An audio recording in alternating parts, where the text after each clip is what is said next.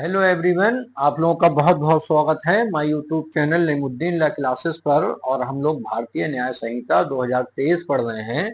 भारतीय न्याय संहिता 2023 की आज हम धारा 80 पर आ गए हैं। धारा 80 बताती है दहेज मृत्यु यानी डॉवरी डेथ के बारे में।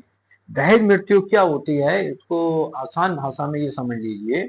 जब किसी महिला की मृत्यु कोई दाह या शारीरिक क्षति द्वारा हुई हो और मृत्यु से पहले उसके पति ने या किसी नातेदार ने दहेज की मांग की हो, तो ऐसी मृत्यु दहेज मृत्यु कहलाती है, जिसको कि धारा 80 में बताया गया है।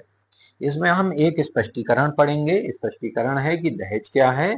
और ये धारा 80 जो है वो दो धाराओं में बटी है, सेक्शन 80 सब क्लॉज 1 और सेक्शन 80 सब क्लॉज 2। सेक्शन 2 में इसका कारावास बताया गया है कि कम से कम 7, जो कारावास होगा कम से कम 7 वर्ष का होगा और आजीवन कारावास तक हो सकेगा। देखते हैं कि दहेज मृत्यु क्या है। तो क्लॉज 1 में यह कहा गया है, जहां किसी महिला की मृत्यु किसी दाह या शारीरिक क्षति द्वारा कारित की जाती है या उसके विवाह के 7 वर्ष के भीतर। एक और महत्वपूर्ण चीज है, जो है विवाह के 7 वर्ष के भीतर, यानी विवाह हुआ है और विवाह हुए अभी 7 वर्ष नहीं बीते हैं, ठीक, 7 वर्ष के भीतर ये चीज। सामान्य परिस्थितियों से अन्यथा हो जाती है, यानी सामान्य परिस्थितियां नहीं है, अन्य परिस्थितियां हैं उनमें हो जाती है।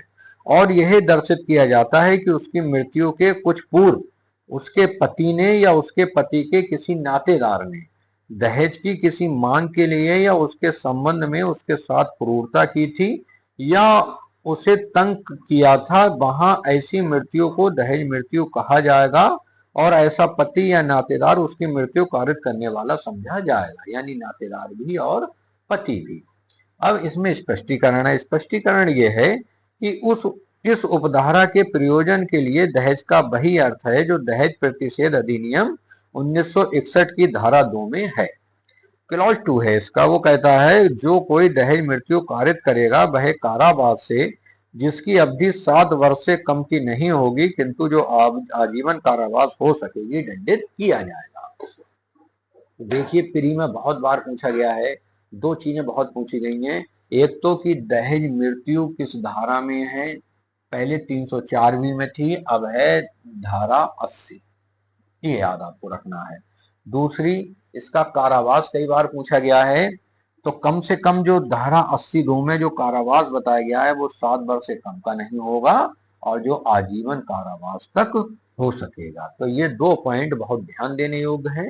यही धारा 80 में दहेज मृत्यु है। फिर भी कोई चीज समझ नहीं आई हो तो आप कमेंट बॉक्स में पूछ सकते हैं।